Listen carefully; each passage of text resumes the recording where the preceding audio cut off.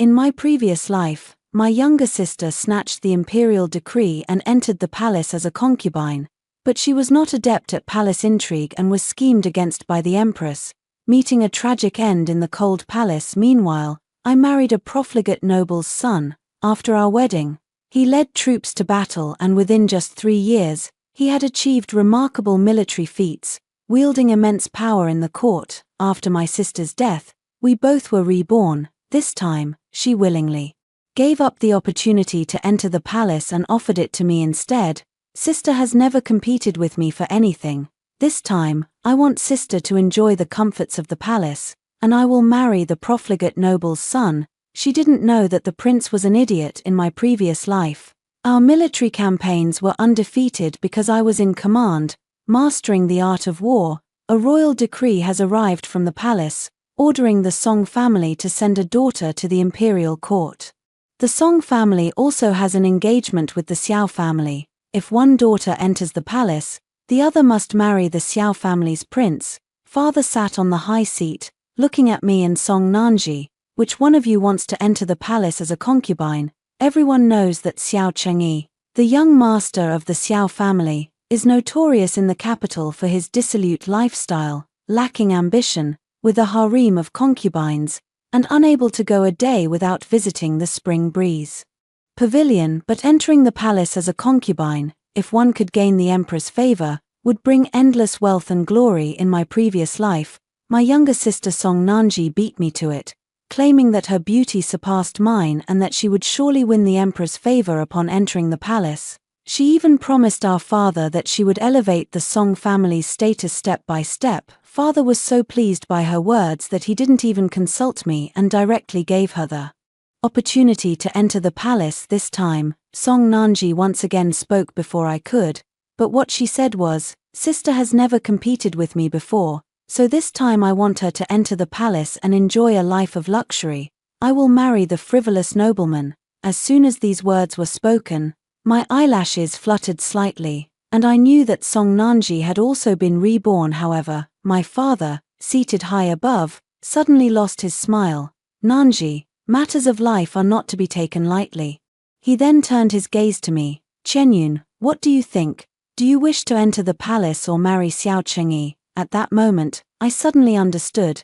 Though father appeared to be giving us a choice, he had already settled on the standard answer in his heart. He knew that given Song Nanji's personality, she would definitely choose to enter the palace. As soon as Song Nanji spoke, he would agree, and my choice doesn't matter at all. But unfortunately, he didn't know that Song Nanji had been reborn, and so had I. I knew that this time Song Nanji would definitely not choose to enter the palace, so why not pretend a little and follow my father's wishes? That way, I could leave him with a good impression. I deliberately smiled at Song Nanji and said, "Sister, don't be foolish. With your fair skin and beauty, you naturally deserve to enter the palace and enjoy a life of fortune. The bitter days of being neglected by Prince Xiao are not something you're accustomed to." Song Nanji glared at me fiercely. "Song Chenyun, don't think I don't know. The palace is treacherous, and I might not be able to compete with those concubines, but by marrying Prince Xiao, I would be his only legitimate wife. Although he may not have the best character now, he will grow. I believe in him." No wonder Song Nanji died in a palace struggle in her previous life. She couldn't even keep such a small secret. I sneered inwardly but put on a troubled expression as I looked at my father. "Father, please talk some sense into Nanji. How could someone as frivolous as young Master Xiao possibly protect our sister well in the future?" Song Nanji seemed afraid I would try to take him from her, rushing forward to hug father and coo, "Father Tilda, I want to marry Xiao Chengyi, and I believe he will change after we're married. Tilda, I promise you, within 3 years, Xiao Chengyi will achieve great military feats and become a powerful general who dominates the court." Father looked at her with a somewhat strange expression, but he couldn't resist her persistence and agreed. I stood in the main hall, struggling to suppress the wild urge to smile. Song Nanji only knew that in her previous life, she was not adept at court intrigue and was schemed against by the empress, dying a miserable death in the cold palace. Meanwhile, the man I married, Xiao Chengyi, achieved remarkable military feats within just 3 years, wielding immense power in the court. What she didn't know was that Xiao Chang'e was a fool. In my previous life, our military campaigns were undefeated, all thanks to my strategic mastery of Sun Tzu's art of war from within the command tent. The day I entered the palace was also the day Song Nanji married Xiao Chang'e. The entire residence was bustling with preparations for Song Nanji's wedding, but only my personal maid, Yu Huan, stayed with me, waiting for the palace carriage. The palace carriage and Xiao Chang'e's wedding procession arrived almost simultaneously. As I was about to get into the car, I was stopped by Song Nanji. Sister, this parting might be the last time we see each other. I want to say a few intimate words to you. I turned back and looked at Song Nanji, dressed in a phoenix coronet and bridal robe, and walked over. Song Nanji leaned close to my ear and whispered, Sister, the Empress loves peach blossoms the most. If you wear a peach blossom in your hair when you pay your respects to her tomorrow, you will definitely stand out from the crowd. Song Nanji did not lift her veil, yet I could sense the corners of her mouth curving upward. In her previous life, Song Nanji's first mistake was sending a box of peach blossom pastries to the queen, who was allergic to peach blossoms. The queen, skilled in scheming, knowingly consumed the peach blossom pastries sent by Song Nanji despite her allergy. That night, the queen's allergic reaction was severe, directly alarming the emperor, who was staying overnight in Song Nanji's palace. The empress's move directly caused Song Nanji to fall out of favor for several months. Having lived a second life, it's one thing for Song Nanji not to warn me, but she even spread false information to frame me. Truly a woman with a heart as venomous as a snake or scorpion. I smiled faintly without showing any emotion, pretending to believe her words. Thank you, sister. I will certainly remember this well. Song Nanji raised her arms to hug me, putting on a reluctant and affectionate appearance. Sister, I look forward to the day we meet again. I know what Song Nanji is looking forward to, the day I die a miserable death in the cold palace. I smile faintly. Sister, I also look forward to that day, the day you die a miserable death once more. After the greetings, we boarded the carriage and the bridal sedan respectively. The bridal sedan carrying Song Nanji turned left, accompanied by a 10-mile-long procession of red dowry, with gongs and drums creating a lively and festive atmosphere. Meanwhile, my carriage heading to the palace turned right, cold and desolate, with only Yu Huan feeling happy for me. In my previous life, Song Nanji often wrote letters home, and most of the content in those letters was filled with complaints about the concubines in the imperial harem. On the day Song Nanji met her tragic end, my parents brought a whole tray of family letters to the general's residence, urging me to seek justice for Song Nanji. Just as I finished reading all the family letters and planned to petition the court the next day to look into the cause of Song Nanji's death, I was pulled into a rebirth by Song Nanji herself.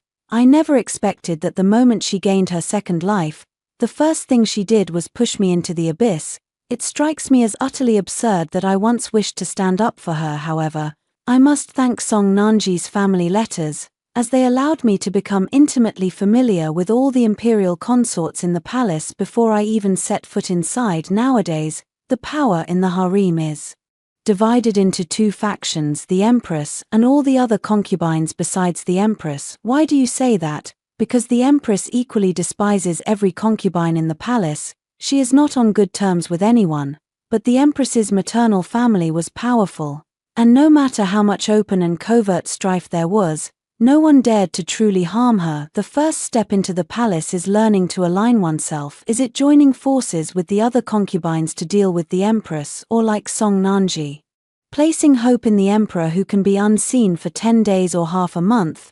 I think it's better to take a risk and try the path of winning over the empress.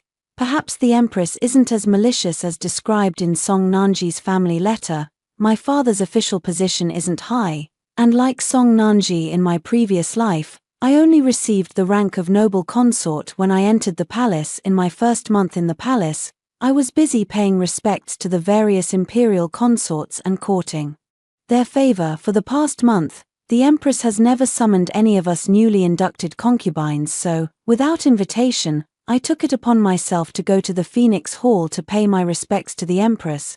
This humble concubine, Song Qianyun, pays her respects to Her Majesty the Empress. May the Empress enjoy eternal peace and prosperity." The Empress merely glanced at me before letting out a cold laugh.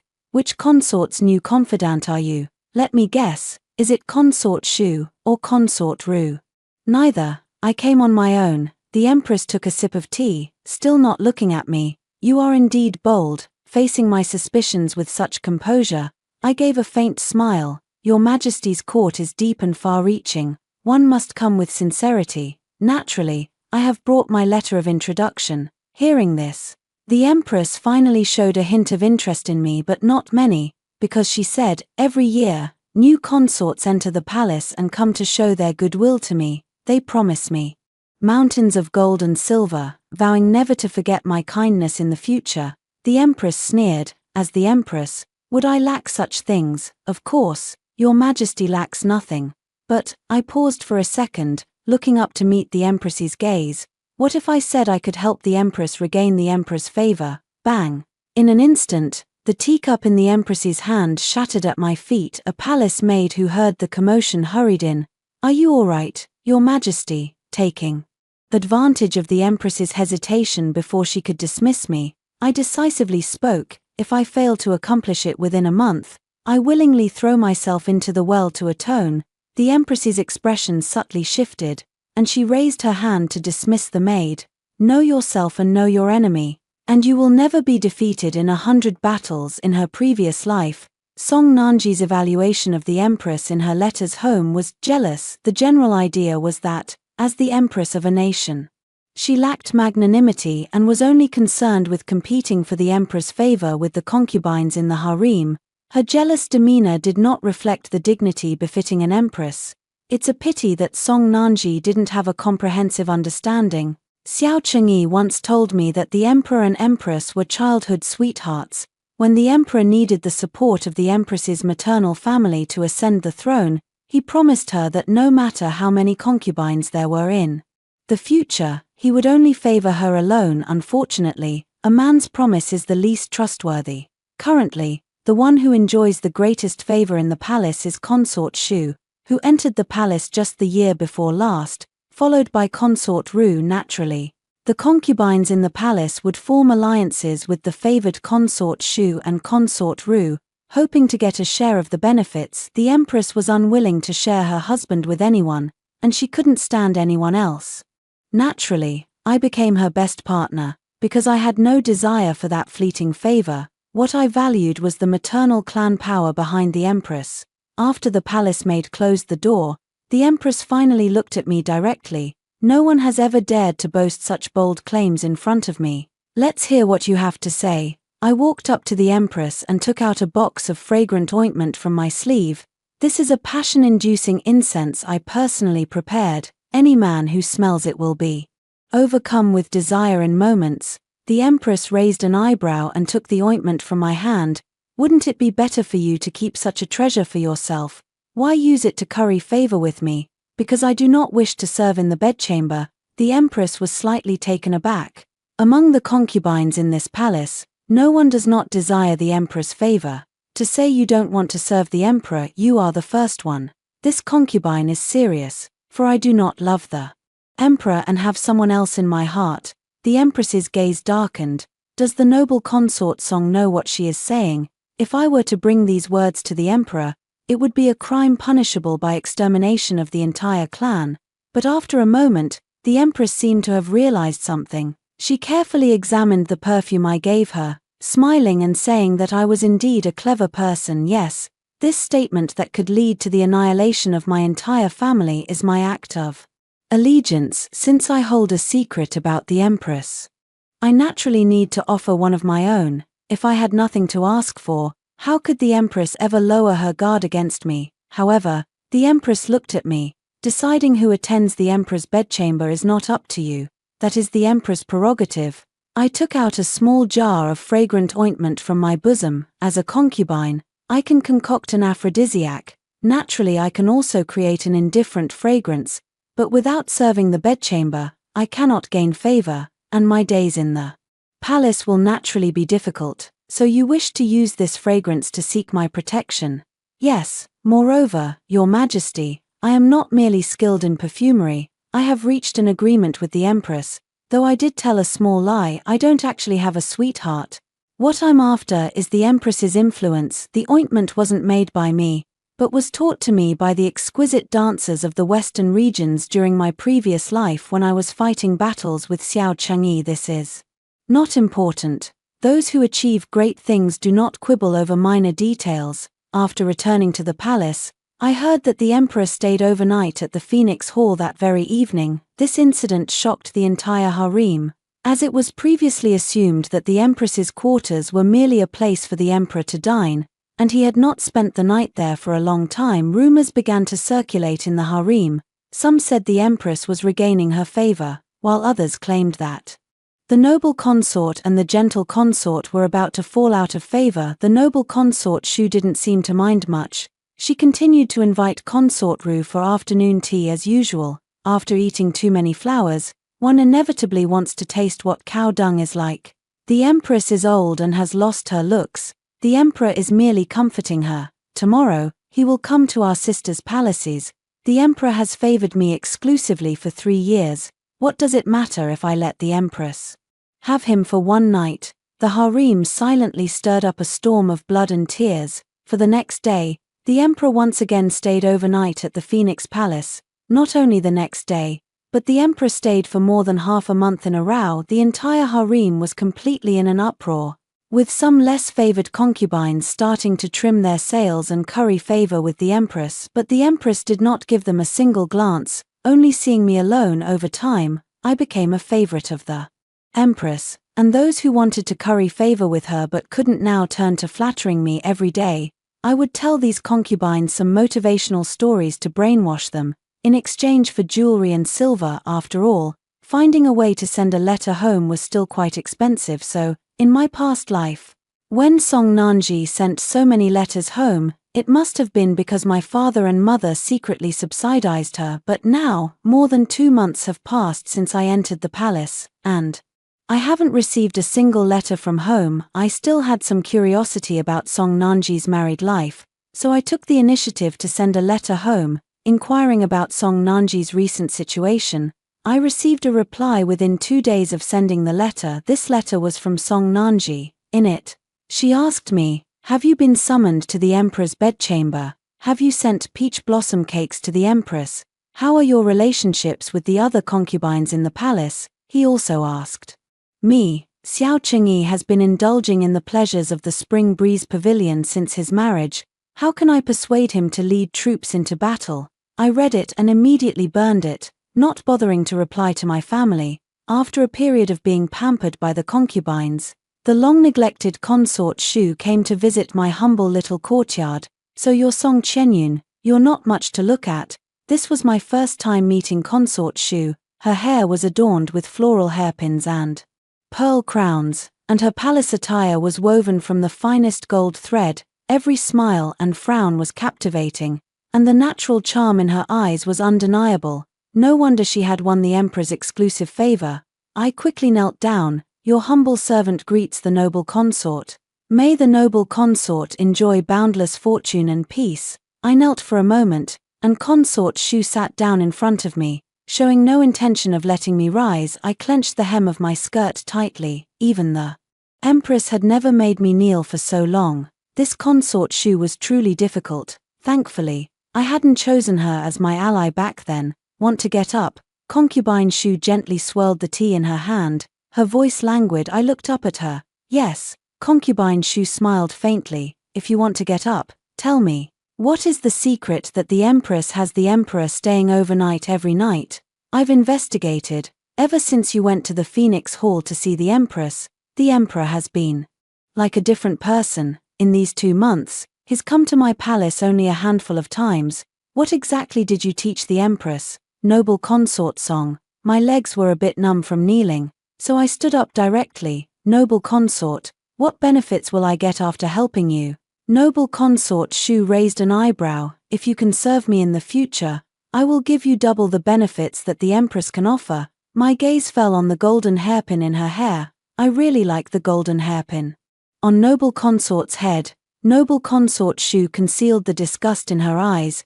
took the hairpin from her head, and smilingly placed it in my hand. If my sister likes it, then take it. The transaction with Consort Shu was completed through the exchange of this golden hairpin. I took the box of scented ointment I used from the bedside and gave it to Consort Shu. With the help of this scented ointment, I believe your highness will soon regain the emperor's favor. The noble Consort Shu was overjoyed and, holding the fragrant ointment, immediately prepared to go to Fengyi Palace to snatch someone away. After noble Consort Shu left, I played with the pure gold hairpin in my hand for a while, then asked Yuhuan to send it to the empress's palace. For the rest of the time, I waited, waiting for noble Consort Shu to come knocking at my door. After all, the fragrant ointment I gave her was one that suppressed desire in just 7 days. Several jokes about noble Consort Shu spread throughout the palace. Noble Consort Shu publicly tried to take someone, but was tactfully refused by the emperor.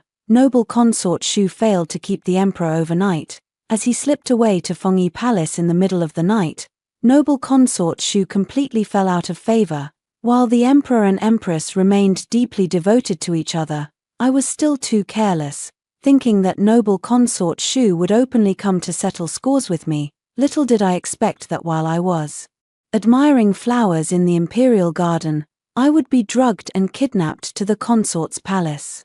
Noble Consort Shu poured a cup of hot tea over my face and then had the palace maid beside her slap me. Song Qianyun, how dare you mock me? I woke up, looked at noble Consort Shu with a smile, and continued to provoke her. Your highness is joking. If it doesn't work for you, it works perfectly well for the empress.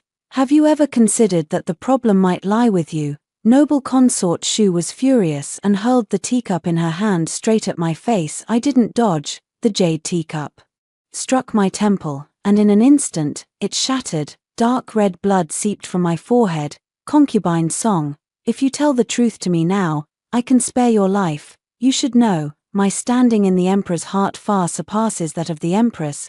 The empress only managed to ascend to her position because of her brother, the Grand General of the state, but with recent unrest at the border, her brother will soon lead troops to war.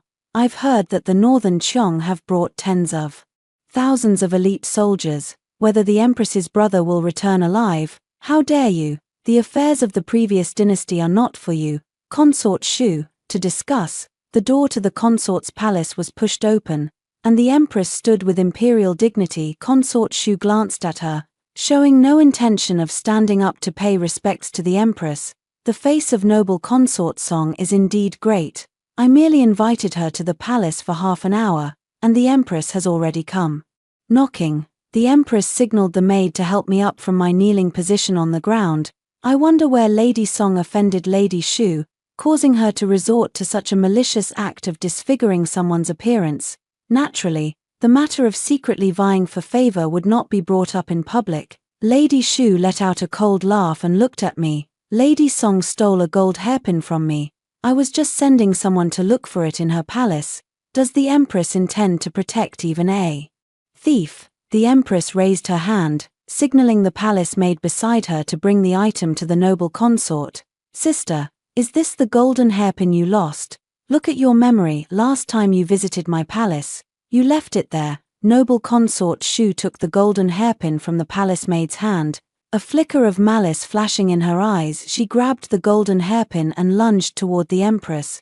Shenronghua, you and Song Qianyun are ganging up on me together. If I don't show you some consequences today, do you really think I'm afraid of you? Enough. Just as I rushed forward to stand in front of the empress, the emperor, who had been standing at the palace entrance for a long time, quickly walked in. Consort Shu, it seems that I have been too lenient with you recently. An oppressive aura immediately emerged, and the emperor's tone was ice-cold, devoid of any warmth. From today onwards, Consort Shu's authority to assist in managing the 6 palaces is revoked. The account books in her possession are to be returned to the empress. Consort Shu, who had been outmaneuvered by both me and the empress, stood there in a daze, unable to snap out of it even after the emperor had left. Deprived of her authority to assist in managing the harem, she had completely fallen out of favor this time. Together with the empress, I returned to the Phoenix Hall. The imperial physician was treating my injuries. and as soon as the empress closed the door, she began to scrutinize the accounts of the noble consort Shu. After the imperial physician left, I approached the empress. Your Majesty, are you scheming against the noble consort Shu to regain the ledgers from her? The empress closed the ledger and looked at me.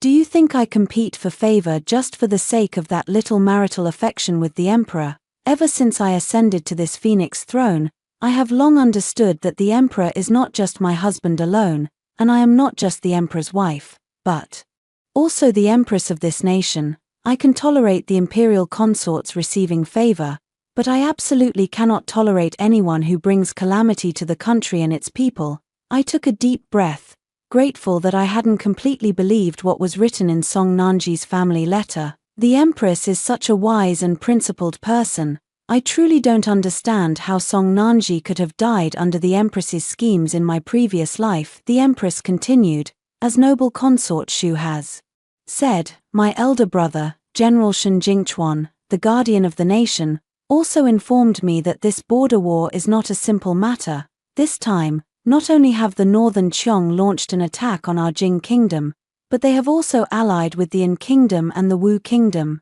This battle will either end in a great victory or lead to the destruction of our nation and the loss of our homes. The empress frowned deeply. The war ahead is pressing, and provisions are the most critical. Since Lady Shu took over some of the palace affairs, the extravagance in the palace has only increased. Therefore, now I must audit Lady Shu's accounts and squeeze out the gold and silver she has embezzled bit by bit. The empress flipped open the ledger again, then seemed to recall something. By the way, have you heard?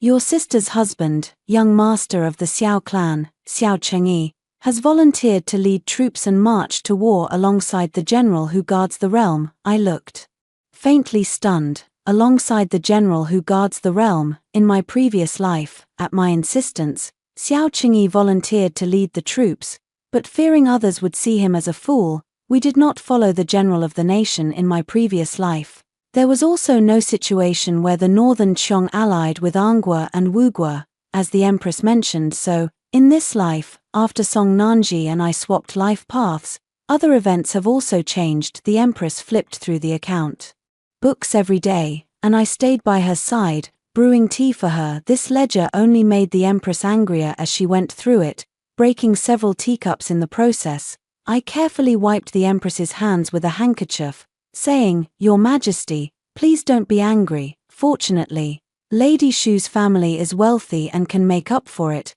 They can make up for it. In the end, the ledger was never presented to the emperor, as Lady Shu made up for all the money, but now, all that remains in her hair is a single hairpin. The empress secretly kept all this silver in the Phoenix Palace. I asked her why she didn't contribute it to the national treasury. The empress said, Chenyun, in this world, the only one you can truly rely on is yourself.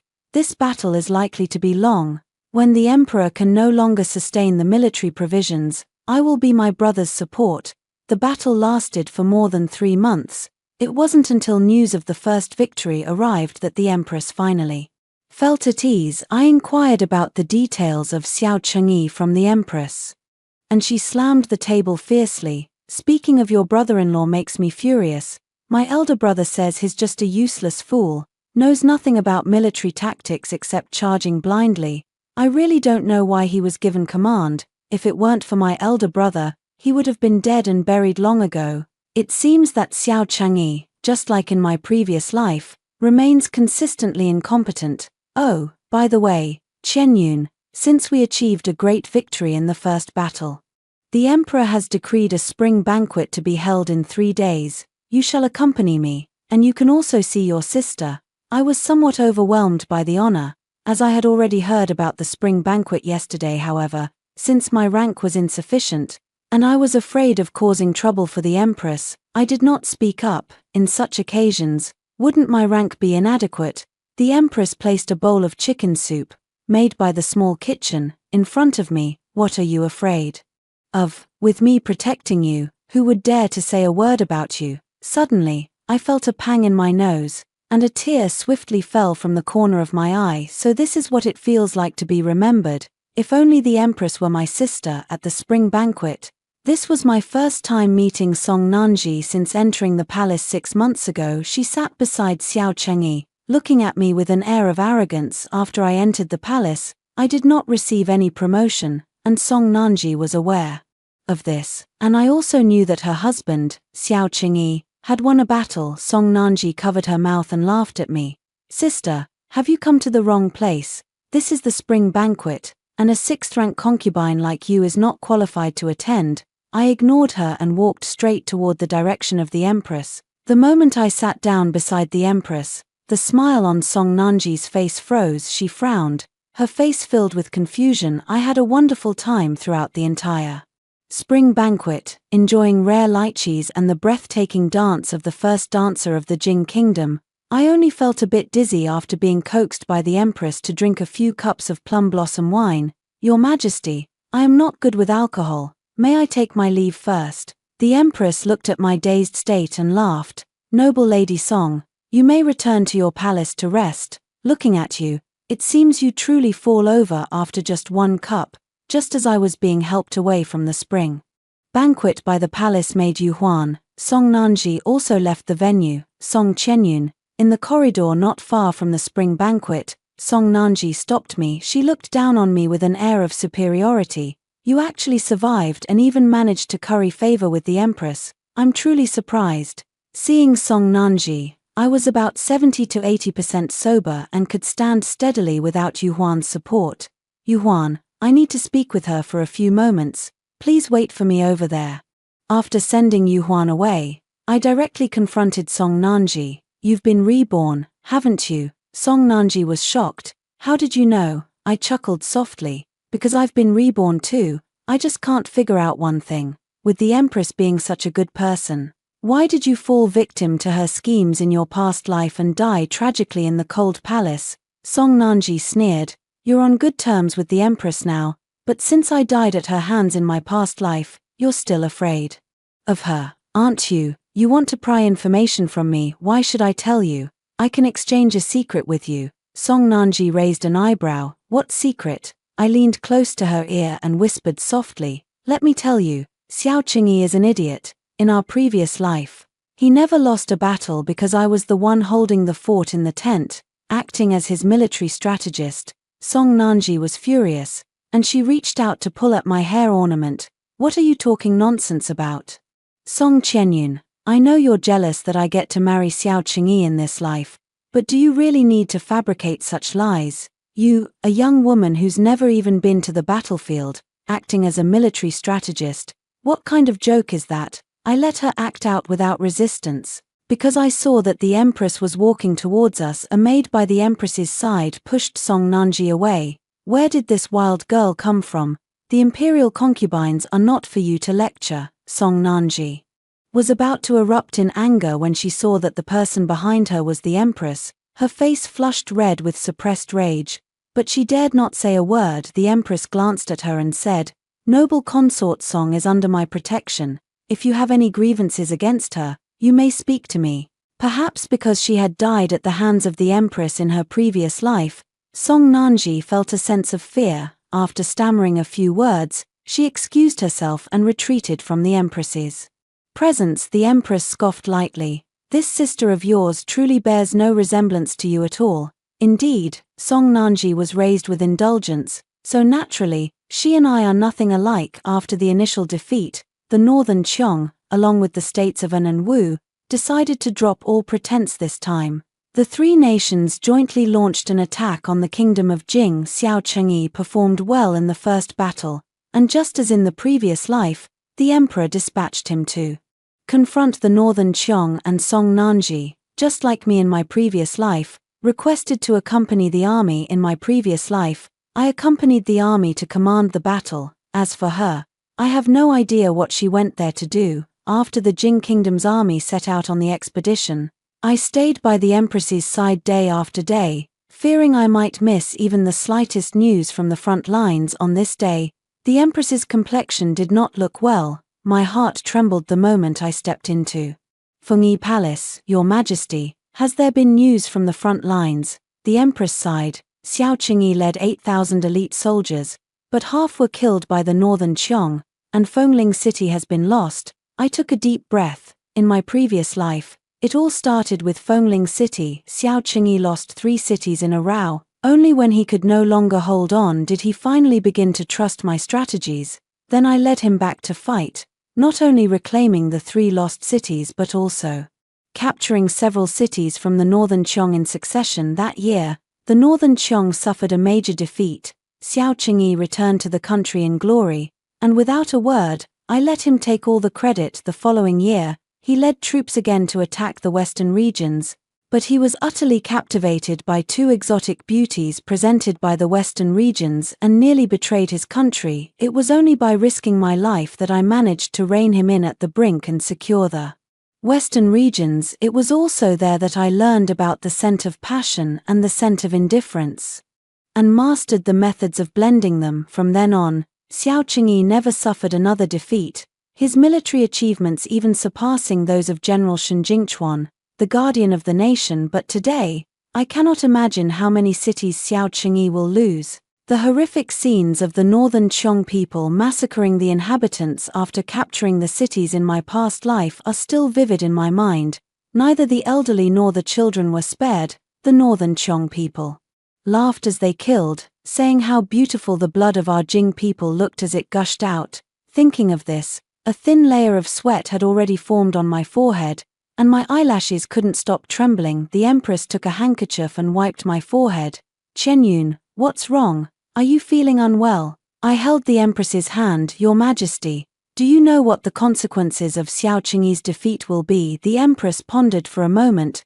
"The Kingdom of Jing has lost the cities in the southwestern region. Not only that," I took out a piece of paper and ink, and drew a map of the 3 generals' expedition routes for the Empress. "Your Majesty, do you understand now? Once Xiao Qingyi is defeated, the Northern Qiong people will surround General Shen from behind. Between the former and Kingdom and the Northern Qiong, General Shen's army is caught in the middle. Even with 3 heads and 6 arms, it would be difficult to win this chaotic battle. Your Majesty, you know that Xiao Qingyi is a fool. Unless heaven shows mercy on him, he cannot win." The Empress's expression also grew serious. "Then what should we do? Xiao Qingyi has already led his troops to battle. It's not possible to have the Emperor recall him, is it? Besides, the harem should not interfere in politics. This would be challenging the imperial authority." I looked at the Empress, speaking each word with unwavering determination. "Since childhood, I have studied thousands of military strategy books. If you can secretly send me into Xiao Qingyi's army, I will surely lead him to victory in this war." The Empress frowned repeatedly. "Chen, this is a capital offense. Moreover, leading troops into battle is a man's affair. Although you have read military strategy books, you may not be able to." I interrupted her. "Your Majesty, you are a woman. Do you also believe that women are inferior to men?" The Empress was silent. "This is a capital offense. Is the destruction of the nation and the fall of the family not also death? Your Majesty, I have seen the suffering of the people, and I do not wish to see it again." The Empress fell silent once more, but this silence represented agreement. I spent several more hours planning with the Empress. Once the plan was finalized, the Empress immediately sent people to help me prepare for leaving the palace. I also took this opportunity to return to the palace, changed into more casual attire, and brought all the treasures I had collected over the past half year to the Phoenix Hall. "What is this?" The Empress pointed at my large box and asked. "These are the treasures I've swindled from the various consorts in the palace over the past half year." I opened the box, revealing all kinds of rare treasures, which were the tuition fees the consorts had paid me on how to please the Empress. I had originally planned to use this box for my old age, but since I'm going to the front lines now, I'll leave it with your Majesty's provisions. When we can't get food, I hope your Highness will feed us in time. I traveled for more than 10 days to reach Jiangning City, and by then, Xiao Qingyi had already lost 4 cities. The people in Jiangning City were suffering greatly, kept awake day and night by the sounds of war. By the time I arrived, Xiao Qingyi and Song Nanji had long since disappeared without a trace. "I am the military strategist sent by General Shen. Who among you is the deputy general?" I raised high the Shun family token given by the Empress and shouted toward the chaotic army. A sturdy young man stepped out from the ranks of the army. I am. Where is Xiao Qingyi? I asked him. The deputy general scratched his head. It seems General Xiao has run away with Lady Xiao. Ran away. Did Xiao Qingyi become a deserter after losing just 4 cities? General Xiao said he couldn't win, and he didn't want to die, so he told us to guard here while he waits for us with Lady Xiao in the next city. What do Xiao Qingyi and Song Nanji consider the lives of the common people to be? I was so angry that my hands were trembling as I pointed at the young man and said, since you're not afraid of death, you will be the main general from today onward. The young man seemed a bit scared and waved his hands, saying, I can't do it. Strategist. My gaze was fierce and unyielding, leaving no room for refusal. If that fool Xiao Qingyi can do it, why can't you? The next day, I led the remaining 3,000 elite soldiers and caught the northern Qiong off guard under the cover of night. In just 7 days, I led Xiao Qingyi's army back to Fengling City. When the news of consecutive victories reached Xiao Qingyi's ears, he ran back again, bringing Song Nanji with him. I stood atop Fengling City, not opening the city gates for them. Song Qianyun, are you here to save us? I'm your sister. Hurry and have someone open the gates. Song Nanji, looking haggard, shouted from below the city gate. I am the commanding general, Xiao Qingyi. Open the gates at once and welcome us. I stood atop the city gate and summoned the new commanding general, Meng Jiuan. Xiao Qingyi, from the moment you abandoned the city and fled, you ceased to be a commander, you became a deserter.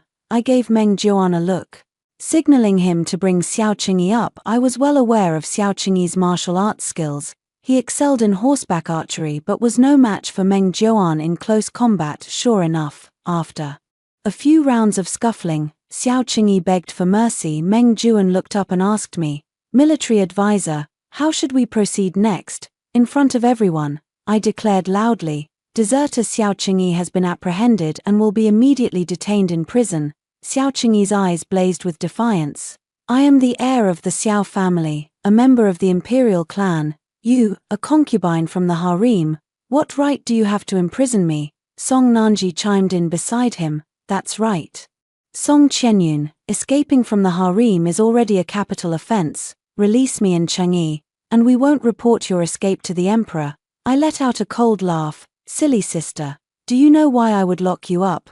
With the heavens high and the emperor far away, how could Xiao Qingyi and Song Nanji, trapped in the dungeons of Fengling City, possibly report to the emperor in the dungeon? I went to see Song Nanji alone. Do you believe now that Xiao Qingyi is just a good-for-nothing? Song Nanji still had a hint of suspicion in her eyes. Are you really reborn too? I smiled at her. Yes, when you willingly gave up the opportunity to enter the palace for me, I knew we were both reborn. Song Nanji, do you think swapping lives with me means you can swap our fates? You're wrong, Song Nanji. Fate has always been in our own hands. Even if we were to start over 100 times, you still wouldn't be able to live a good life, because you're both foolish and wicked. Now the entire army is under my command. I'll kill you, and when I return to the court, I'll report to the emperor that you were kidnapped and tortured to death by the northern Qiong. Do you think the emperor or our parents will ever know the truth about your death? Song Nanji was genuinely frightened. She clutched my skirt tightly, her eyes red. Qianyun, we are blood sisters. You wouldn't kill me, would you? I drew my dagger, pressing the flat of the blade against her neck. Tell me how you really died in your past life, and I might consider sparing your miserable life. I truly never expected that after historians fabricating history, now there's Song Nanji forging family letters. In her previous life, Song Nanji entered the palace and colluded with consort Shu, knowing that the empress was allergic to peach blossoms. She disguised peach blossom pastries as plum blossom pastries, causing the pregnant empress to suffer a severe allergic reaction and nearly miscarry. In the letters she wrote home, however, it was twisted into her not knowing about the queen's peach blossom allergy, while the queen, fully aware of her own allergy, deliberately ate the peach blossom pastry to frame her. At that time, after receiving the letter from home, my parents thought Song Nanji was not doing well in the palace and frequently sent money to the palace. Later, the empress gave birth to a dragon son, While the noble consort Shu struggled to conceive, half a year later, Song Nanji also became pregnant with the dragon seed. Thus, the two of them plotted another conspiracy, intending to poison the crown prince with medicine and have the child born to Song Nanji adopted under noble consort Shu's name to inherit the crown prince's position. But Song Nanji underestimated the methods of consort Shu. On the day the scandal broke, consort Shu shifted all the blame onto Song Nanji. Royal scandals were naturally kept from spreading to the outside world. The emperor, mindful that Song Nanji was pregnant and holding on to the thought that he had already lost one prince and could not afford to lose another, merely confined Song Nanji to the cold palace under house arrest. The pain of losing her son haunted the empress day and night, until finally, on the day Song Nanji gave birth to a princess, she sent someone to sneak into the cold palace and force Song Nanji to drink a cup of poisoned wine. Song Qianyun, in this life, you were just lucky enough to choose to rely on the empress. If you had chosen consort Shu like I did, you would have died long ago. How could you have lived to see today? I chuckled lightly. I did indeed make a choice between the empress and the noble consort Shu, but when the empress was so furious that day, she only threw the teacup by my feet instead of at me. I knew I had made the right decision. I sheathed my sword and prepared to leave. Song Nanji, I won't kill you, but you've already deserted. When we return to court, someone else will deal with you. What about you? Song Nanji shouted at me. You, a concubine of the harem, dare to run to the army on your own. Do you think you can survive? At least in this life, I've lived more excitingly than you. Song Nanji would never know that what I envied was never her. But Xiao Chengyi, even though Xiao Chengyi indulged in women and idleness day after day, when he wanted to lead troops into battle, there was still an elite army waiting for him. I envy the freedom that men in this world possess, while I only have two options: entering the palace as a concubine or getting married. Half a year passed in the blink of an eye. After I led Meng Juan in capturing several cities in Beiqiang, a devastating message came from the imperial capital. Immediately withdraw the troops and return to the capital. Are you sure this is an imperial decree from the emperor? Meng Juan frowned. Yes, General Shun is dealing with Nguer, and General Ju is dealing with Wu Guo. Both have been using evasive tactics to buy time. In half a year, they've only captured 2 cities, their supplies are running low, and with several natural disasters this year, the national treasury is nearly depleted. At this rate, the war might not be sustainable. And, Meng Ju paused, and what? And the countries of An and Wu have proposed that if the Jing kingdom is willing to cede. Meng Ju glanced at me. The 12 cities of Beiqiang that we just captured, as well as the 8 cities from Fengling to Yangping, they would agree to a truce and offer 100,000 taels of gold. I clenched the knife in my hand. Did the dog emperor agree? Agree? What about the empress? What does this have to do with the empress? I am the empress's person, and I only follow the empress's orders. I will write a letter now. Help me send it back to the palace as quickly as possible, directly into the empress's hands. Meng Juan wanted to say something, but knowing I had my own plans, he refrained from asking. On the day the empress replied, I captured another city of the northern Qiong. No need to worry, I can handle both the emperor and the provisions. After receiving the empress's confirmation, I burned the imperial decree. General Meng, do you think if we take the entire northern Qiong and flank the An army from the side and rear to assist General Shun, we could shorten the entire campaign? Meng Juan nodded. It's a good plan, but Beiqiang isn't so easy to conquer. The first assault might not be enough, but this is my second time. I know all the weaknesses of the Beiqiang warriors. 3 months, I promised Meng Juan. After all, the empress's provisions are limited, and the toughest battle lies with General Shun. It will require wit to win. 3 months later, I placed the head of the ruler of Beiqiang before the commander of An. Do you still wish to continue fighting? If An is willing to surrender and sign a treaty to end the war, Jing may spare your lives. How dare the insignificant Jing speak so boldly? Nguer was arrogant and defiant, not willing to surrender. The commanding general raised his long spear and charged straight at me. But halfway through his charge, he was dumbfounded. The soldiers behind him hadn't followed his lead, and now he was alone, deep within the ranks of our Jing kingdom's army. Facing encirclement, the northern Qiong kingdom is located above Nguo, and a river passes through the encampment of Nguo's forces. Where there is a river, soldiers and horses need to drink. I had someone put some knockout drugs in the upstream river water.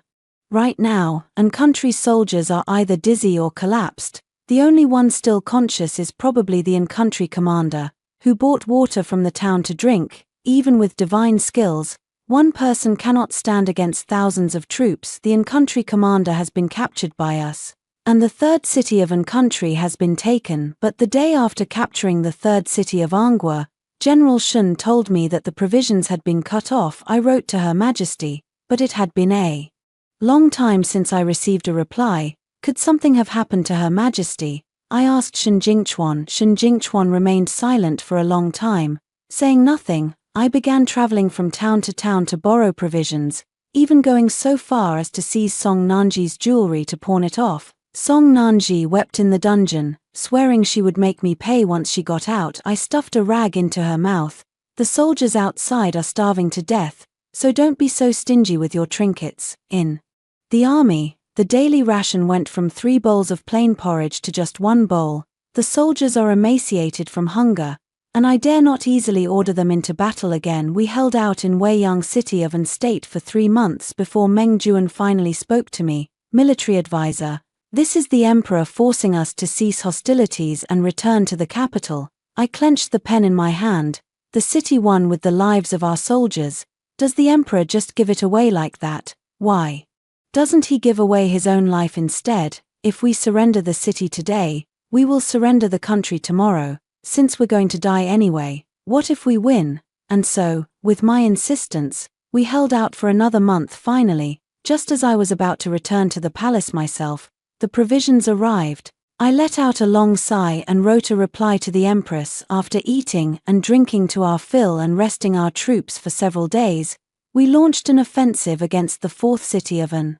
After half a year of intense fighting with An, they finally agreed to surrender. Meanwhile, Wu had already withdrawn its troops when it saw the situation was unfavorable, leaving only An to fight against us. Nguo surrendered, and the northern Qiong suffered a major defeat. When I returned to the court with Song Nanji and Xiao Chengyi, I discovered that the emperor had died. The empress said he died of a sudden, severe illness, but I had a hunch that if the emperor hadn't died, supplies wouldn't have been able to reach the front lines. The empress supported the prince of consort Jing to ascend the throne and sat behind him every day, ruling from behind the curtain. I was a bit puzzled. There's also a consort Jing in the palace. How come I've never seen her? The empress smiled. Consort Jing is in poor health and rarely leaves her quarters throughout the year. So, am I now a dowager consort? No. The empress brought over an imperial edict. I immediately knelt down to receive the imperial decree. By the mandate of heaven, the emperor decrees, Song Gungli's daughter, Song Qianyun, is hereby appointed as the first female strategist of Jing Kingdom. I stood frozen in place, hesitating to reach out and accept the decree. What, are you not satisfied?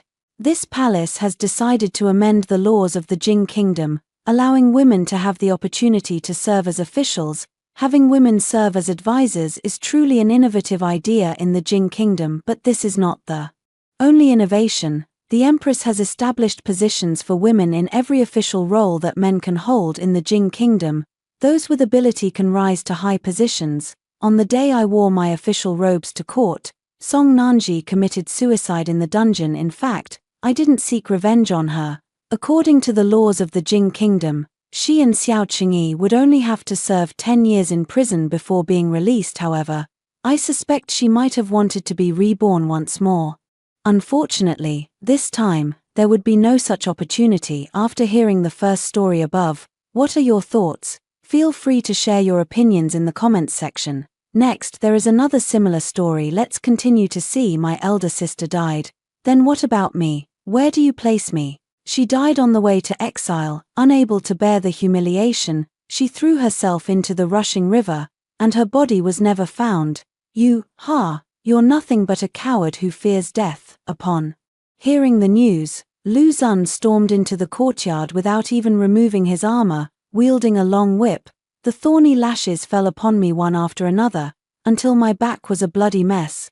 Though we have not yet performed the wedding ceremony, our engagement is no facade. Now, everyone outside believes you are already my woman, Lu Xun, for the honor of my general's household, and for your own reputation. Holding my elder sister's memorial tablet, he blamed me. Qin Yao, go to hell. If it weren't for you forcing me to save you with the marriage contract back then, Shuang'er wouldn't have died. I was locked in the woodshed, struggling in agony, while he was marrying a memorial tablet. You wretch, why weren't you the one exiled? Why weren't you the one who died? In the end, was he more heartless, or was I more pitiful? From then on, he beat and humiliated me every day, turning me into the laughingstock of the entire capital. This time, I knelt quietly on the ground, neither looking at Lu Xun nor mentioning the marriage contract between us again. With no maternal family to rely on and being the descendant of a convicted official, I couldn't leave or escape. I could only swallow my pride and continue managing his dilapidated general's mansion. Beside him, Qin Shuang looked up at him with a pitiful expression, biting her thin lips and silently shedding tears in a fragile manner. Later, he achieved great feats and established his career, but he forced me to drink poison. Then turned around and brought my half-sister's memorial tablet into the household. He glanced back and forth between the two of us, seeing that I remained silent with my head bowed, while Qin Shuang played the part of a delicate, vulnerable woman to perfection. He eventually stopped in front of her. Everyone praised his deep affection, yet no one noticed that he had locked me in the woodshed, where my fingers festered, and I vomited black blood all over the ground, wailing in agony for a full day and night before finally dying. Shuang'er has a delicate constitution and cannot endure the hardships of a 1,000-mile exile. Let her stay in the capital for now. When I opened my eyes again, I saw Lu Xun rushing over with the imperial edict. I was not at all surprised and felt an unexpected calm inside. Instead, there was a buzz of discussion all around. I heard General Lu's fiancée was the second daughter of the Qin family. So why has General Lu now chosen the eldest daughter? What? Eldest daughter? That Qin Shuang is just a daughter born of a concubine. Back then, Lady Qin was kind-hearted enough to keep her, never expecting she would end up leaving a disaster for her own daughter. I had been reborn, returned to the day I was exiled. Didn't you hear it just now? General Lu called her Shuang'er, TSK. Calling an unmarried woman by her personal name isn't that obvious. I haven't married Lu Xun yet, so I don't have to endure his daily beatings and insults. In that case, it seems the two of them really do have an affair. Seeing Lu Xun riding towards me on horseback, I couldn't help but wish I could devour his flesh and blood at this moment. Qin Shuang had already removed her shackles and couldn't wait to throw herself into Lu Xun's arms.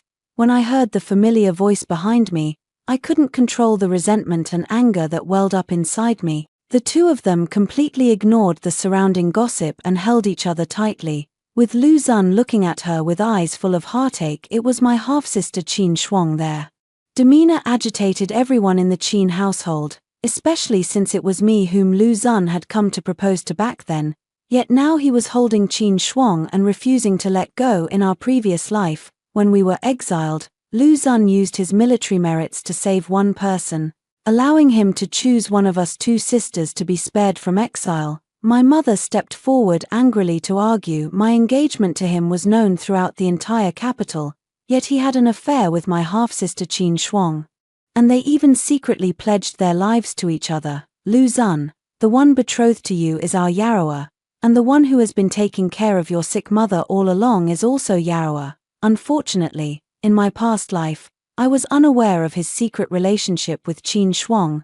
My desire to live and my love for him ultimately led me to bring up the engagement. Now that we have fallen on hard times, your senior brother has died, and your master is missing. Instead of helping Yaroa, you spare this illegitimate daughter from the hardship of exile. Lu Xun, has your conscience been eaten by dogs? But I did not force him. It was he who, caught between his fiancée and a love he couldn't openly acknowledge, reluctantly chose me. Lu Xun once studied under my father as his master. Now my father is missing, and his senior brother, my own elder brother, has died in battle. Yet he hasn't mentioned a word about it. I never thought this would become his excuse to hurt me in my previous life. I begged him over and over to clear my father's name and uncover the truth. He promised Qin Shuang that he would find a way to rescue her and bring her back to the capital after some time, but in the end, even when I died, I never saw the outcome at that time. I foolishly believed that he loved my family because he loved me. Faced with the gossip of those around her and her mother's questioning, before Lu Xun could even respond, Qin Shuang's eyes welled up with tears. She timidly hid behind Lu Xun and said unexpectedly, a few days later, instead of bringing Qin Shuang back, he received the news that she had been unable to bear the insults from the escorting soldiers and had jumped into the river, ending her life. Mother, please don't blame Lu Xun. He saved me out of pity for my frail health. If you and my sister are unwilling, we can just switch back. When the land cruiser arrived, all that was seen was a cenotaph. As she spoke, she bent down to pick up the shackles, ready to return to the exile procession. He returned to the mansion, holding Qin Shuang's memorial tablet, and lashed me over and over with a barbed whip, cursing me as a wretched woman, a jinx. Lu Xun grabbed her arm, the last trace of guilt in his eyes vanishing as he glared fiercely at me. It was you who pressured me with the marriage contract, forcing me to choose you. I was originally supposed to marry Shuang. This is my own military merit, and I can save whomever I wish. I love Shuang, the one I want to spend my life with is Shuang. Ignoring the protests of the crowd, he took Qin Shuang's hand and turned to leave. You wretch, why weren't you the one exiled? Why weren't you the one who died?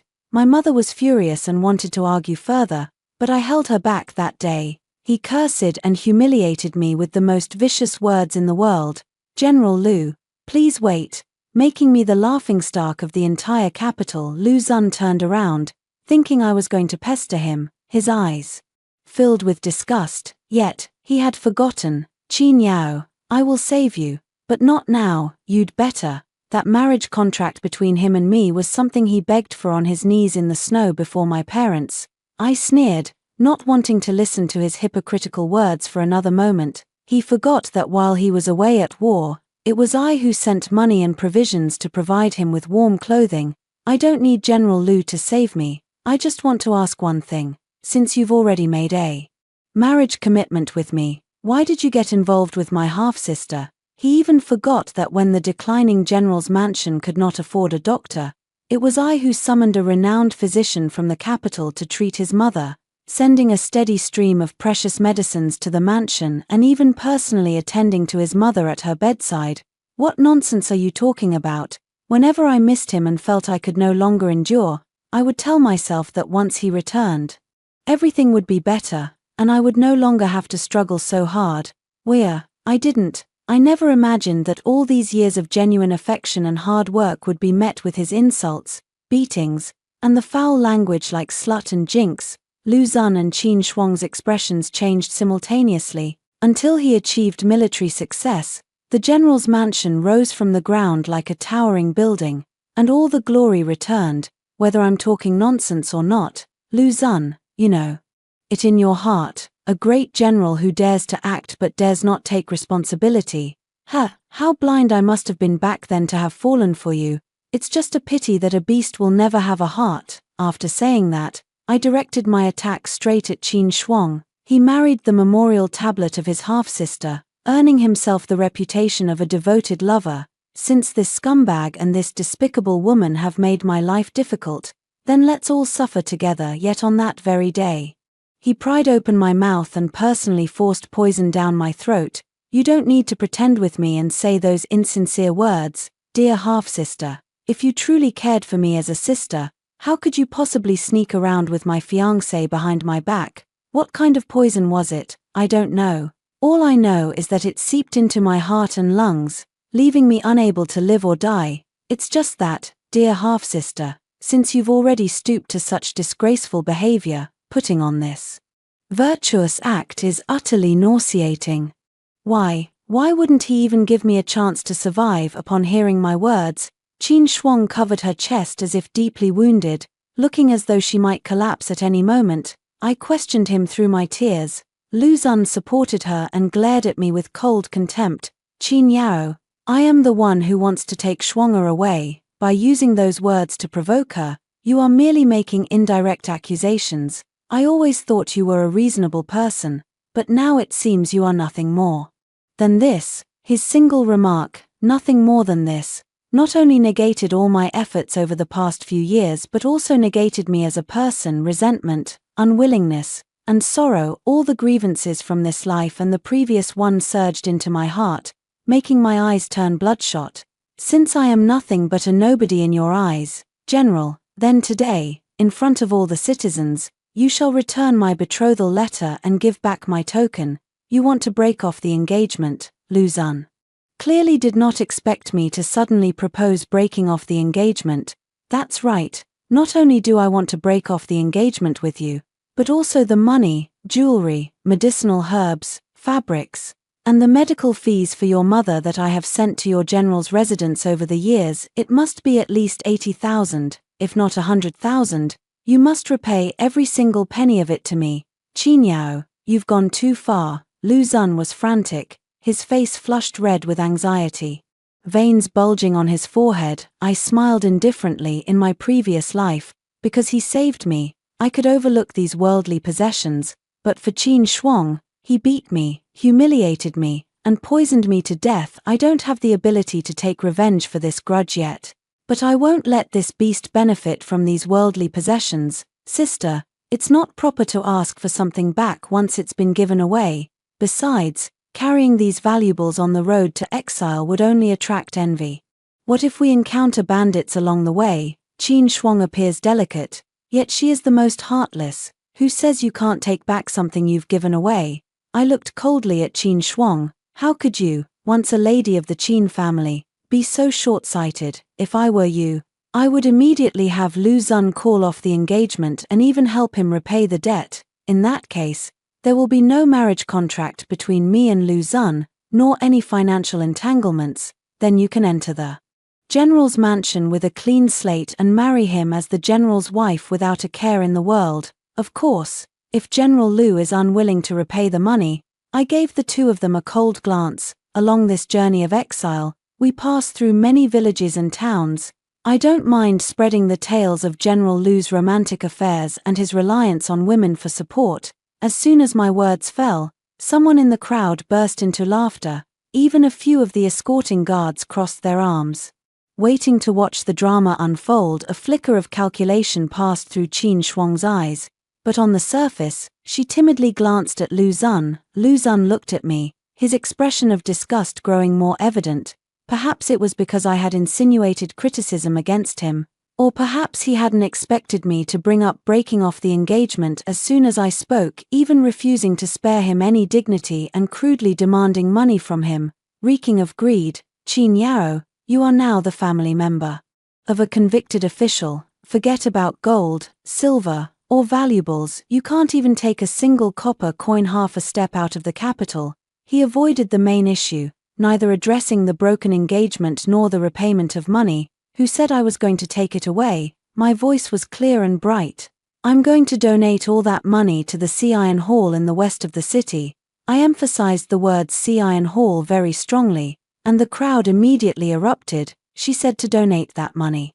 To whom? Sea Iron Hall. That Sea Iron Hall which takes in sick and disabled children. I heard Sea Iron Hall was established by the virtuous prince and princess. Since the virtuous prince passed away, I stand in the center of the crowd, shackled, with my back straight and my gaze resolute. In my previous life, I muddled through just to survive, only to be utterly broken by him. Even 2 days before being forced to drink poison, I was still dragging my battered body to manage the affairs of the general's household. But what did I gain after investing my money, energy, and all my emotions in this life? I will fight for myself, for my family, and for my parents. If I remember correctly, in my previous life, at this very moment, the current Grand Princess and the virtuous consort were sitting by the window in a 2-story tea house not far from where we are now.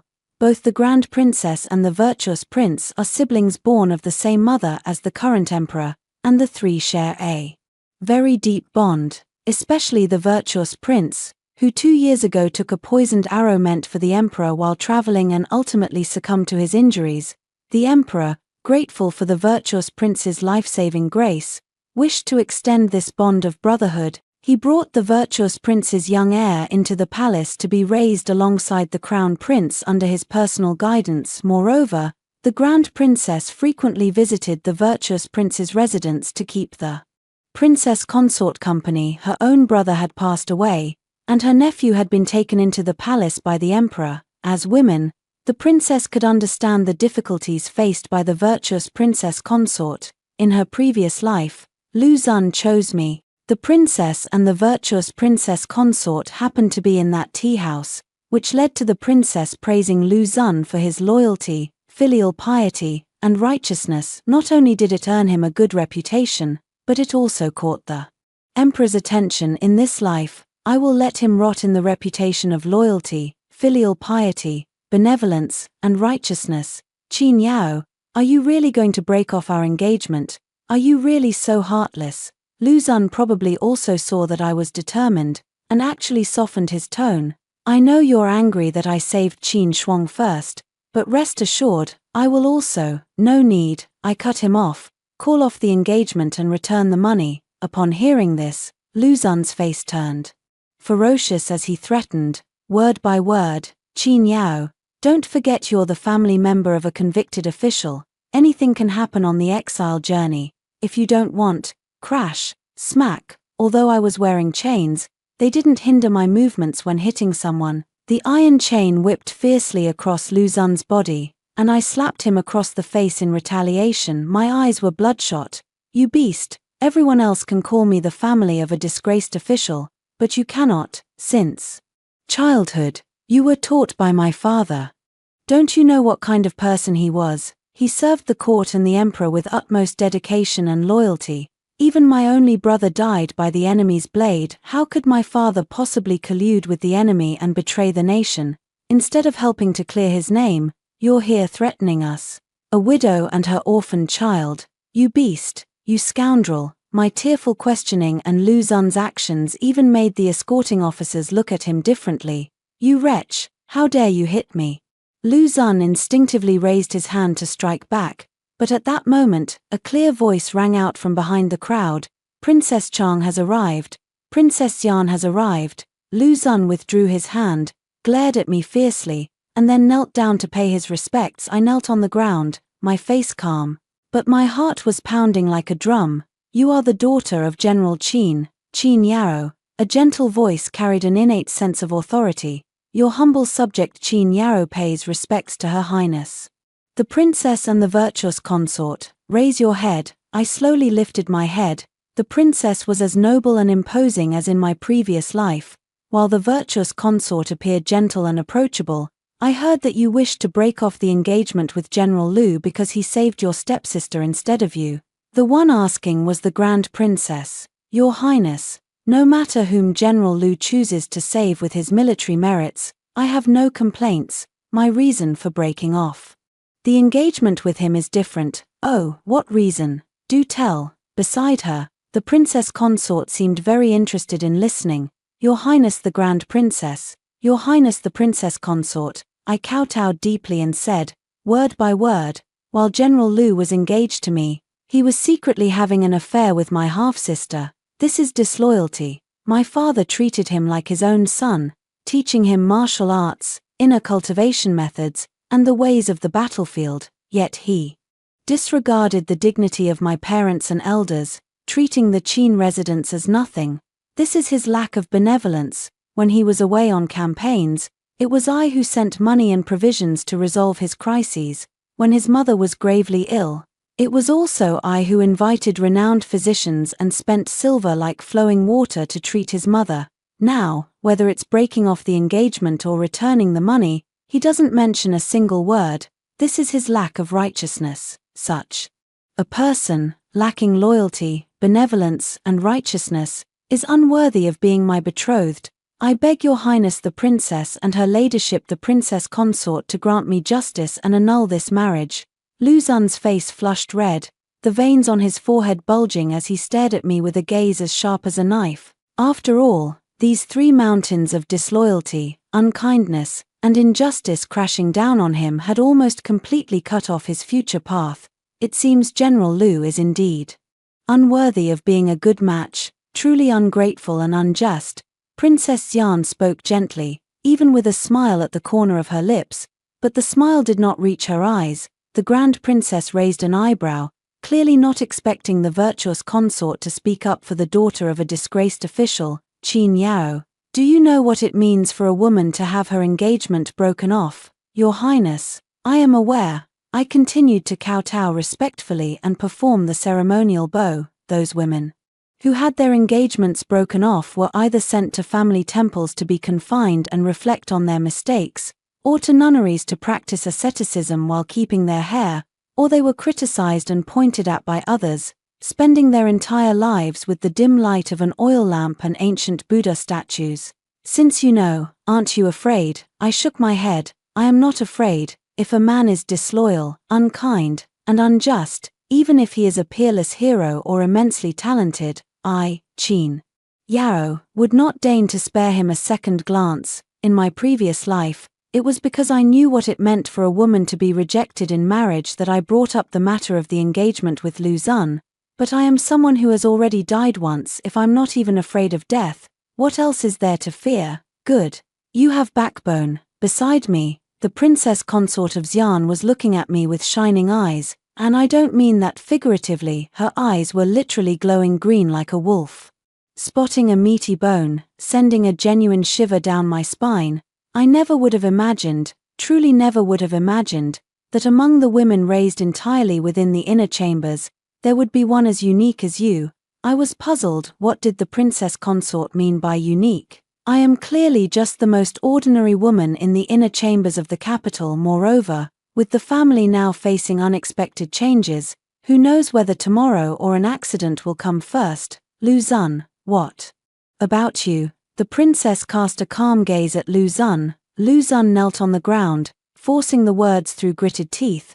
I do not wish to break off the engagement. If he were to break off the engagement now, it would bring nothing but harm to him and the general's manor. With the Qin family currently facing difficulties, if he were to break off the engagement at this time, it would inevitably give people grounds for criticism. Qin Yao publicly demanded money from him. If he broke off the engagement and refused to pay, he would likely be ridiculed for being ungrateful, which was unacceptable to him. Moreover, Qin Yao had just dared to strike him. Once she entered his household, he would personally teach her a lesson and make her understand the principle that the husband is the master of the wife. I saw that Lu Xun remained unmoved, and the chill in my heart grew colder. Lu Xun was a selfish and untrustworthy man who weighed the pros and cons at every step. Lu Xun, as a general and as a man, you know full well that you have taken every advantage, yet you still expect me to accept your favor with a smile. Isn't that too cold-blooded and heartless? You are not unaware of the hardships women face in this world. With reddened eyes, I kowtowed to the princess. Princess, I only ask to break off the engagement with Lu Xun. As for the money, 80,000 taels, I only seek to recover 80,000 taels. The rest can be considered as payment for curing my blindness over these years. What, 80,000 taels? You're asking for an outrageous sum. Qin Shuang instinctively raised her voice, drawing unfriendly glances from the eldest princess and the virtuous consort simultaneously. I cursed her inwardly for being a fool. Do you know what has been keeping old Lady Lu alive all these years? It's the century-old ginseng I bought with real gold and silver, the ginseng nourishing pills that cost 200 taels each, the ever-ready services of the renowned physician Zhong from the 100 Herbs Hall in the capital, and countless rare delicacies and medicinal herbs. Year after year, day after day, for a full 3 years. Do you still think I'm asking for too much? Besides, this freeloader has spent my money on more than just this one thing. I cast a mocking glance at Lu Xun, who was still in shock. 2 years ago on the start of winter, the border military camp where Lu Xun was stationed had its roads blocked by a blizzard, leading to a shortage of provisions. It was I who paid double the price to hire the Tiger Might Escort Agency, escorting 800 dan of provisions through the snow into the mountains, and also purchasing 5,000 taels worth of medicine from the 100 Herbs Hall to send along. You tell me, could this amount to more than 80,000 taels? Far more than 80,000 taels. The virtuous consort looked at me with a rather complicated expression. Silly girl. Do you need me to give you a basket? Ah, I was stunned, the virtuous consort added, digging. 4 wild vegetables. You, born with a talent for foraging, are even more of a love-struck fool than Wang Baochuan. I don't know who Wang Baochuan is, nor do I understand the connection between digging for wild vegetables and being a love-struck fool, but I can sense that this isn't a compliment. Lu Zun. If you're compatible, stay together, if not, part ways. If you're still a man, return her betrothal card, tokens, and money. Wouldn't that make it easier for you and the beauty behind you to fly off together in pairs? The princess consort cast a faint glance at Qin Shuang. Qin Shuang, already pale, retreated further behind Lu Zun. After all, she's a child of a concubine, so petty and narrow-minded. At that moment, the eldest princess also spoke. Since the virtuous consort has spoken, Lu Zun, I hereby grant you and Qin Yarrow the annulment of your engagement. The tokens of betrothal and all monetary gifts shall be returned, though Lu Zun was unwilling, with the pressure from the grand princess and the virtuous consort. He had no choice but to agree. However, the look he gave me was like a venomous arrow, as if he wished to pierce me through. He probably never dreamed that I, the daughter of a disgraced official about to be exiled, could cause such a significant impact on the general's residence and his reputation. Lu Zun led Qin Shuang away amidst the insults and pointing fingers of the common people. Since the eldest princess and the virtuous consort were still present, the bailiffs did not dare to step forward and urge them. As for my mother, before I could even notice, she had already knelt and moved forward, kowtowing repeatedly to the eldest princess and the virtuous consort. Your Highness, eldest princess, and your ladyship, consort, I beg you to save my daughter. She is not yet 17. If she follows us into exile, I'm afraid. Mother, what are you doing? Mother's forehead was already bleeding from the kowtow, and the tears I had held back for so long finally streamed down. I kowtowed to the princess and the virtuous consort. Your Highness the Grand Princess, your ladyship the princess consort, I, your humble subject's daughter, am not afraid of exile, nor am I afraid of death, but I must cry out for the injustice done to my father. My father is a man of unyielding integrity, utterly loyal to His Majesty and the imperial court. He would never collude with the enemy and commit treason. Now, my elder brother has died on the battlefield, my father is missing, and my Qin family has been wronged. In my previous life, my elder brother died in battle, my father went missing. The imperial guards surrounded the Qin residence with those so-called treasonous documents, and with the emperor's vermilion brush approval, the Qin family members were exiled 3,000 li away. From the incident to the exile, and then to being poisoned by Lu Zun, it all happened in less than 2 months. Those minor details have long vanished in fear, but now, thinking calmly, it seems there is something I overlooked. Survive. Only by staying alive in the capital can I uncover the truth of the matter. I knelt and crawled forward. Your Highness, although I am not talented, I have been blessed by my ancestors' legacy and studied under great scholars, so I know a few words. I am willing to go to Sea Iron Hall to take care of the children there and teach them knowledge. As for the 80,000 taels, I, your subject's daughter, keep my word as worth 1,000 pieces of gold. I will donate it to the charity house and will never go back on my promise. I know that ever since the virtuous prince passed away and the heir entered the palace, the virtuous princess consort successively established the capital brocade office, the embroidery institute, and the dyeing workshop, recruiting women who were either divorced by their husbands, had no way out, or were burdened by so-called reputation. I held on to hope, wishing I could be one of those women. Please have mercy, Your Highness. I beg you to save your humble subject, save the Qin family. Silence fell, so profound that even the surrounding commoners held their breath. It was impossible to tell how much time had passed when finally, a sigh was heard. Enough. The virtuous consort looked at the eldest princess. Shiher, you said Lu Zun used his military merits to save Qin Shuang's life. What should I use to save Qin Yarrow's life? The eldest princess was speechless. Maybe you could just give those 80,000 taels to the emperor. That won't do. Those 80,000 taels are 2 years' worth of food for the children. Besides, I've found them a good teacher. Since you've already made the decision, why ask me?" The eldest princess lifted her leg and climbed into the carriage. Princess Xian smiled faintly, turned around, and looked toward me. "My abilities are limited, and I can only save you. Go bid farewell to your mother and report to Sea Iron Hall tomorrow." With that, she turned and boarded the carriage, instructing the coachman. To the palace, I stayed behind, once again remaining in the capital on this day of exile. This time, I don't have to go to the general's mansion to live under someone's thumb. I don't have to serve others day and night. I won't be insulted and beaten every day, and I won't be forced to drink poison and die a tragic death. I left all the valuable items to the several escorting officers, asking them to take care of my Qin family's elderly and young along the way. Those officers turned out to be quite friendly. "Second miss, we respect General Qin and the young general, and we will also take good care of the Qin family members." My heart was shaken. If they were like this in their previous life, why did Qin Shuang jump into the river and end her life halfway? Who exactly was lying after seeing someone off for 10 miles? There must come a parting before dark. I returned to the mansion through the unsealed back corner gate, seeing the familiar plants and trees before me.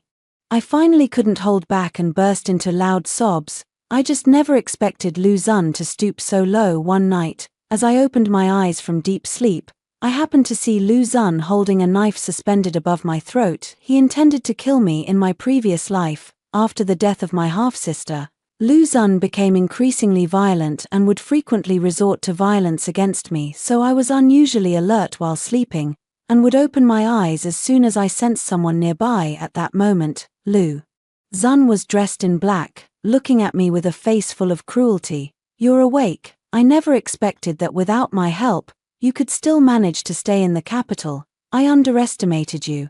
I lay on the bed fully clothed, looking at him with a calm expression. "Lu Xun, do you still remember the first lesson my father taught you? A warrior's blade should only be pointed at enemies on the battlefield, not at comrades, nor at the elderly, women, and children." "Shut your mouth." Lu Xun viciously covered my mouth and dragged me to the ground. "If you had obediently gone into exile and waited for me to rescue you, why would I have needed to raise a blade against you?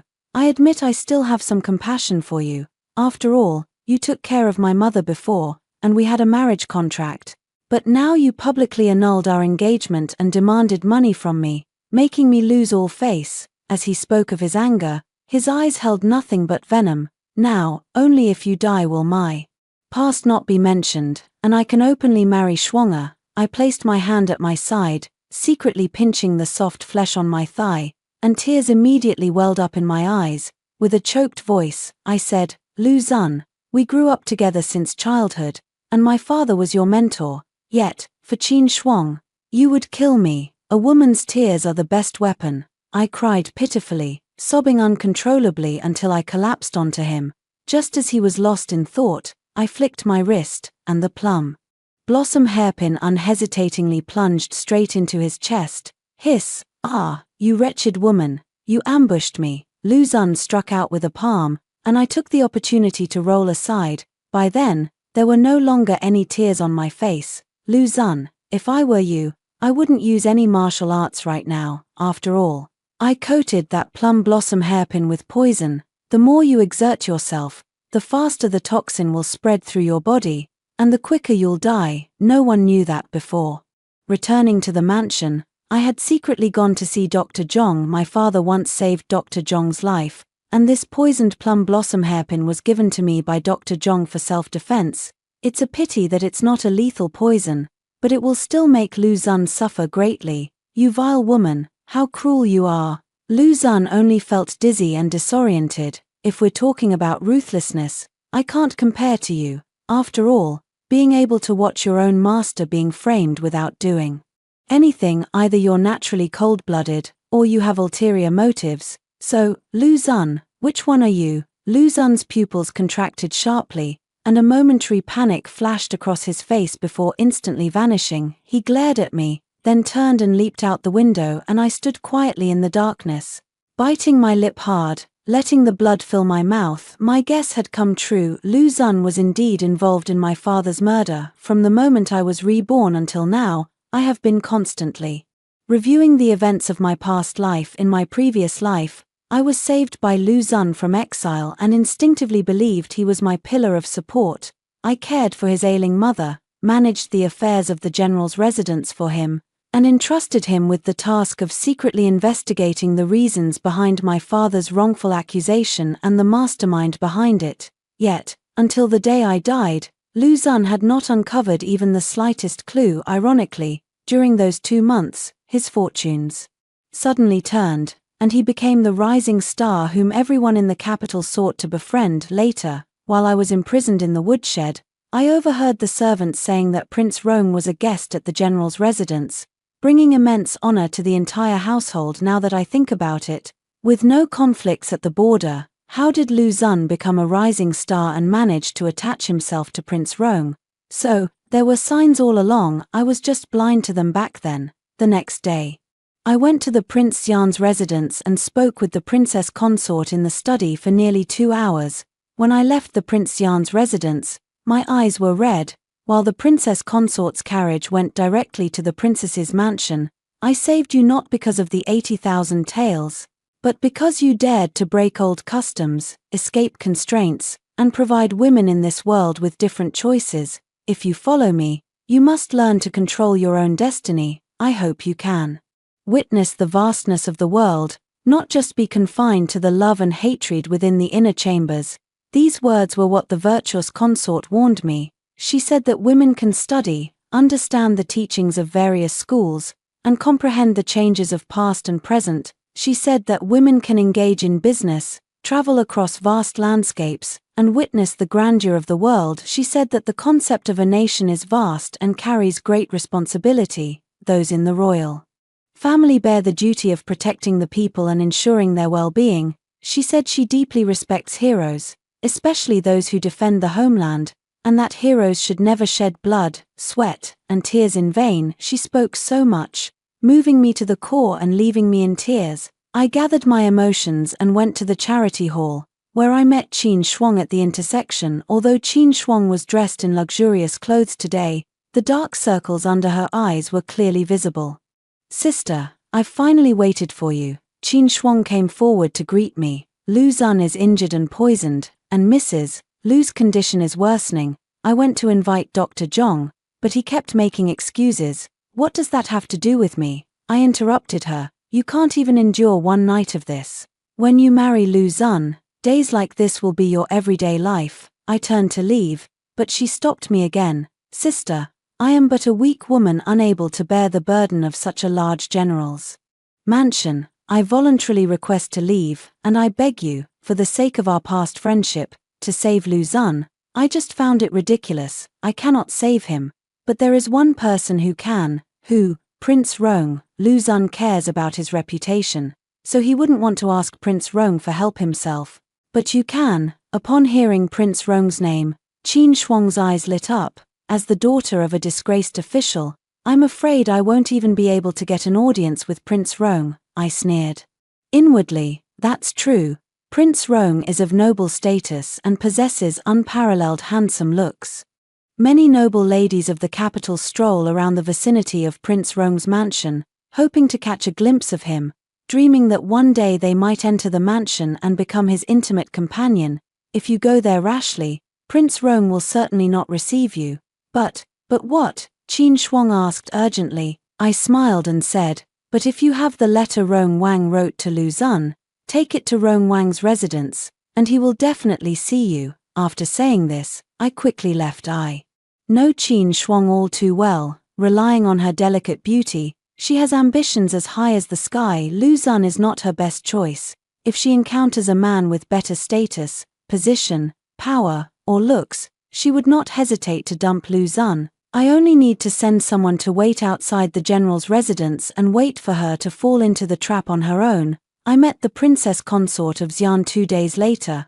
This time, the eldest princess came along with the princess consort of Xian. They told me that the person in charge of my father's case from the very beginning was Prince Rong. Yesterday, The emperor had already secretly ordered a thorough investigation into this matter. Both Prince Rong's residence and the general's residence were under surveillance. If Prince Rong truly framed a loyal official for personal gain and power, the emperor would definitely not let him off lightly. I knelt down to express my gratitude, only hoping that this calamity would pass quickly. 3 more days passed, and I heard that the surveillance outside the general's residence had caught a sneaky woman. After interrogation and a search, they actually found letters exchanged between Lu Xun and Prince Rong. The collusion between the general and the prince has always been a taboo for the emperor. The general's residence was surrounded, and Prince Rong was invited to the palace for tea. Another month passed amidst the impending storm. During this month, I taught the children at the charity school, secretly conducted my own investigations, and maintained contact with the virtuous princess consort, until one afternoon, I was summoned to the palace. In the palace hall, I saw my father, his face weathered with age, and learned the whole story. It turned out that during the days of his disappearance, my father had infiltrated the enemy camp, killed the enemy commander, forced the enemy to retreat and cease hostilities, and agreed to sign a peace treaty between the two nations. The emperor was overjoyed and issued a decree to the entire land, bestowing upon my father the title of Duke Protector. My exiled mother and the Qin family relatives also returned to the capital one after another, and I, from the daughter of a disgraced official, suddenly became the envy of everyone in the capital. I still went to the charity house every day to teach the children, and in my free time, I went to the Prince Xian's residence to help the princess manage other businesses. The eldest princess had established a girls' school, so I also went there to teach the girls and impart knowledge. I hadn't thought about Lu Xun and Qin Shuang for a long time, until the princess found me and told me that Qin Shuang had been beaten to death by Lu Xun in prison.